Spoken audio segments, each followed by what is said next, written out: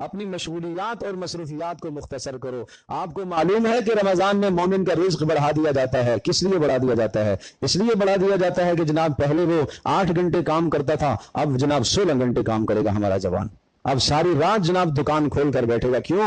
کمائی کا سیزن ہے میرے عزیز. کمائی کا سیزن نہیں, نیکی کی کمائی کا سیزن ہے, پیسے کی کمائی کا سیزن نہیں ہے. ریٹ تو نے بڑھا دیے, یہ ظلم کیا ہے, زیادتی کی ہے آپ نے, امت مسلمہ کے ساتھ زیادتی کی ہے. خریدار بڑھ گئے تو آپ نے قیمتوں کو اوپر کر لیا. آپ علیہ السلام نے فرمایا بڑا بدترین آدمی, بڑا برا آدمی ہے کہ اگر قیمتوں کے ریٹ اوپر چڑھ جاتے ہیں تو خوش ہوتا ہے, سستی ہوتی ہیں تو ناراض ہوتا ہے. یہ معاشرے کا بڑا برا آدمی ہے.